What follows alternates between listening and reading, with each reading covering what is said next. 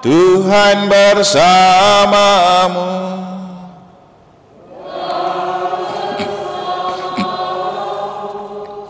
Inilah Injil suci menurut Yohanes.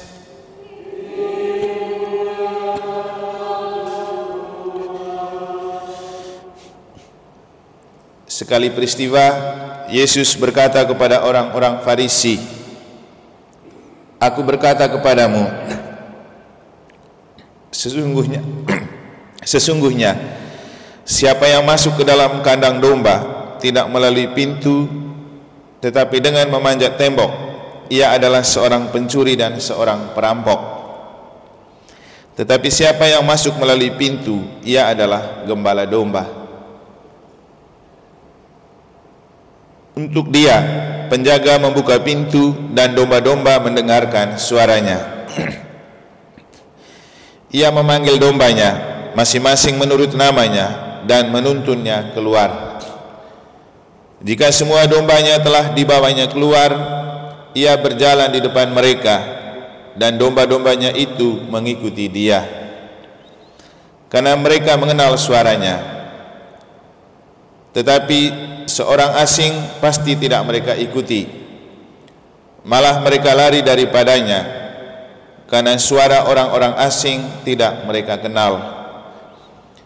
Itulah yang dikatakan Yesus dalam perumpamaan kepada mereka, tetapi mereka tidak mengerti apa maksudnya ia berkata demikian kepada mereka.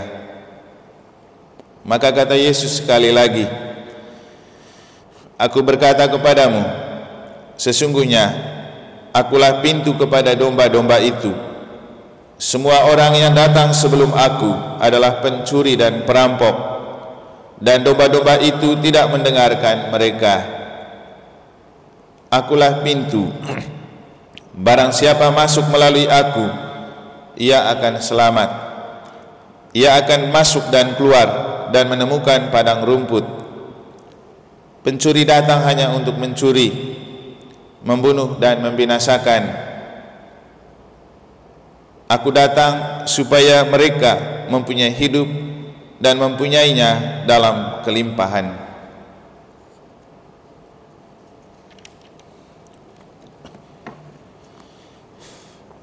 Demikianlah sabda Tuhan. Terpujilah Kristus.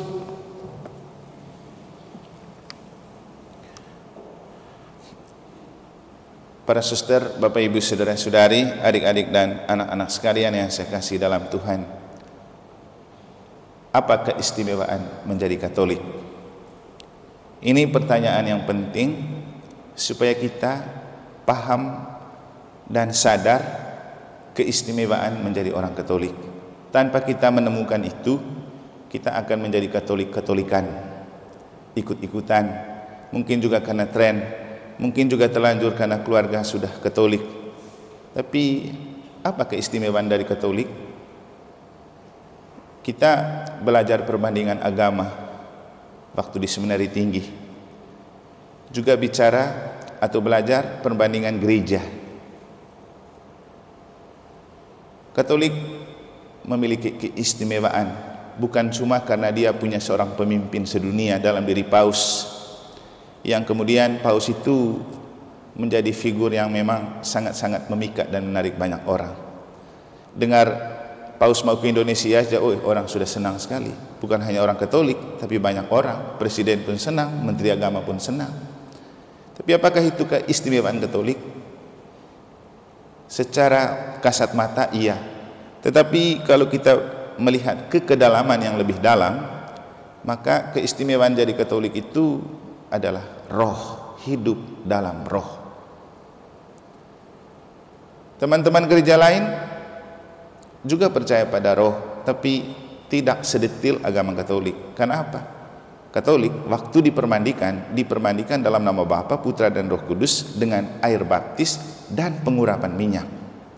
Dilanjutkan lagi dengan pengurapan minyak krisma. Tidak ada di gereja lain yang kayak gitu. Tidak ada di agama lain. Apa arti roh?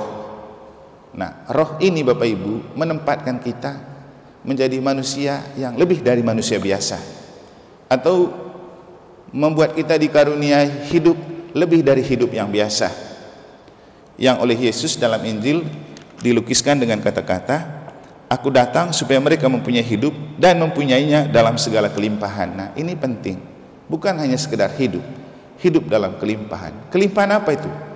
Kelimpahan berkat karena roh. Nah, roh inilah yang menjiwai Petrus dalam bacaan pertama yang kita dengar, melampaui keberadaannya yang biasa. Kita tahu Petrus itu kan manusia biasa-biasa saja, manusia pelin-pelan kadang-kadang. Tapi ketika roh bekerja di dalam dirinya, ia bekerja melampaui kebiasaannya. Dan bahkan ia dituntun oleh roh untuk bersikap lebih dari biasanya. Misalnya, kebiasaan adat Yahudi tidak boleh sembarang makan makanan. Tapi ketika roh menuntun dia, Tuhan bilang, "Kau bunuh dan kau makan." Apa dia bilang? "Saya tidak boleh makan sembarang." Lalu Roh Kudus bilang apa? Itu apa yang dikatakan halal oleh Tuhan, jangan kau yang bilang tidak halal.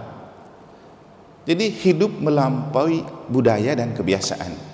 Itulah keistimewaan Katolik. Maka Bapak Ibu, ketika sudah dibaptis Katolik, jangan lagi merasa bahwa adat dan budaya itu lebih hebat dari iman. Mungkin kita akan bisa menemukan contoh konkret dari apa artinya menjadi Katolik, apa artinya Roh Kudus, apa artinya pintu.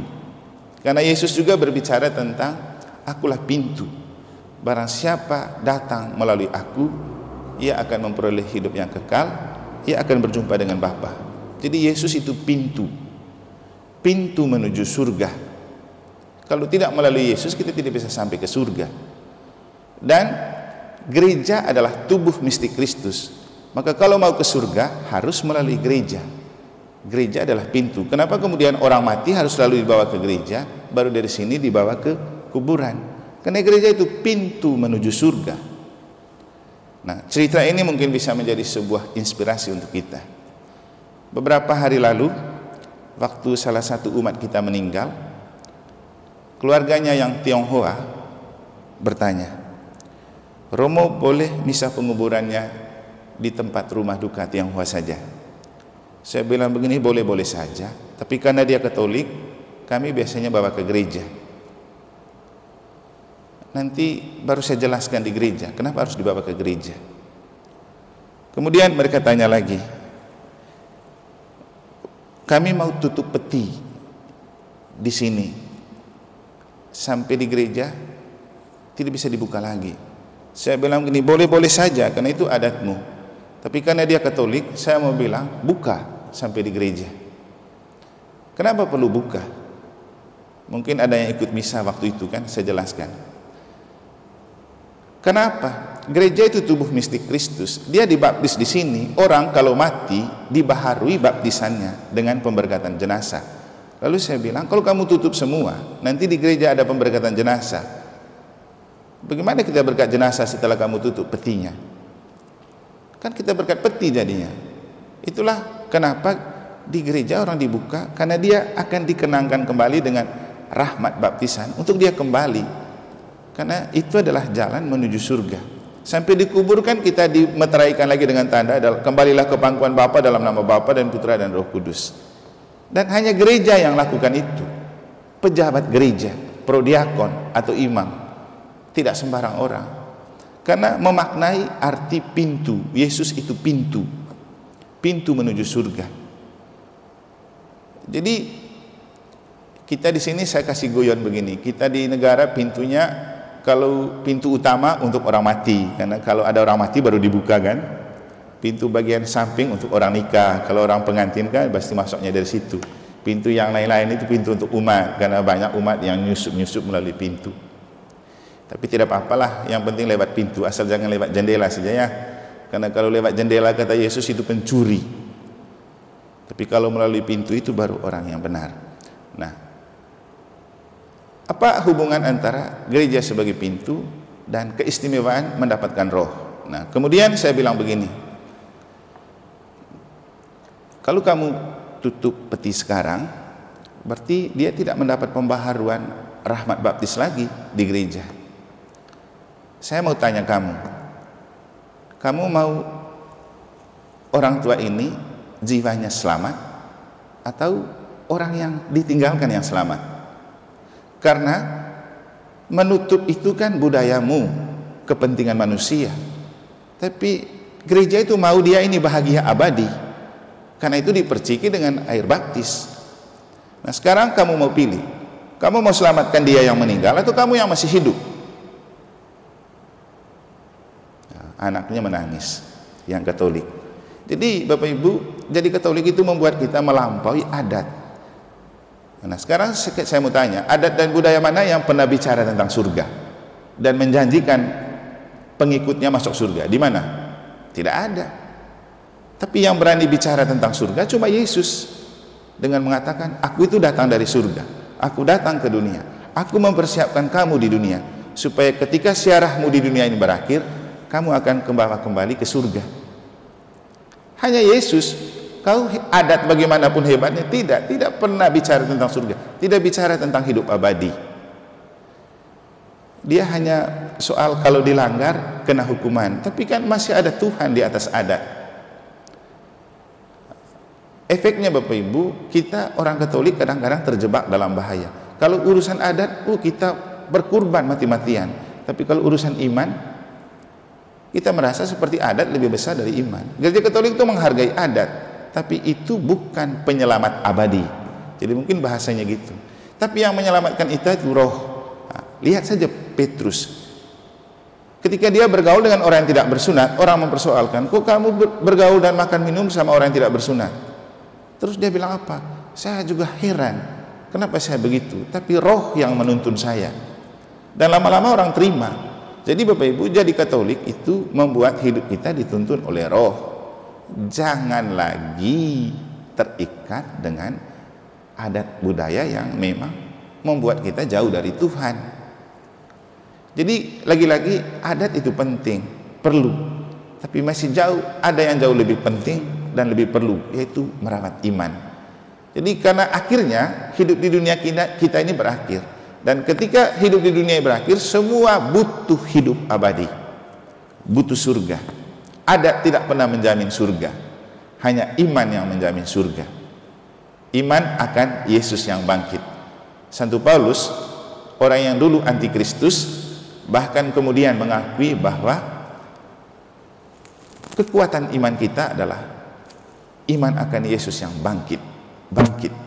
Itulah kenapa Yesus mau menjadi pintu, supaya dengan kebangkitannya kita yang mau masuk surga masuk melalui Yesus yang adalah pintu, jalan menuju surga. Masih ada banyak makna dari ketika Yesus berbicara tentang pintu. Bisa juga kita maknai dengan, Anda kalau menikah, kenapa harus ada ritus di pintu? Kenapa tidak langsung ke gereja? Kenapa? Jadi gereja itu pintu menuju surga. Makanya Bapak Ibu, kalau mengalami kegalauan hidup, mestinya harus ke gereja. Sering saya bilang, jangan waktu baptis saja ke gereja, jangan waktu terima sakramen saja ke gereja. Ketika rahmat itu pudar, bagaimana Anda menimba kekuatan kembali? Karena rahmat baptis ini juga akan pudar. Kenapa? Kalau tidak dirawat dan dipelihara, dia akan layu juga. Rahmat perkawinan juga akan pudar. Tapi untuk menghidupkan kembali, untuk membangkitkan kembali semangat, di mana Anda cas? Cas itu sakramen. Di gereja. Jadi kita cas sakramen itu di gereja. Karena hanya gereja Katolik juga yang punya sakramen. Bentuk lain dari casnya itu, kalau kita sudah sekarat sama sekali dan sakit, dicas lagi dengan sakramen pengurapan orang sakit. Siapa yang bisa memberikan itu? Lagi-lagi gereja Katolik melalui imam. Jadi inilah keistimewaan Katolik Bapak Ibu. Karena itu banggalah menjadi orang Katolik. Jangan juga sia-siakan iman Katolik. Jangan karena kepentingan dan keperluan keluarga, kepentingan dan keperluan dunia, kita mengabaikan gereja Katolik. Kita mengabaikan sakramen-sakramen gereja. Jadi dengan sakramen-sakramen itulah iman kita dirawat, roh kita selalu diperbaharui. Dan seperti yang sering saya bilang, tempat dan sarana terbaik untuk membaharui roh di dalam hidup kita adalah misa. ekaristi. Ekaristi selalu membaharui spirit, membaharui iman, membaharui roh kita.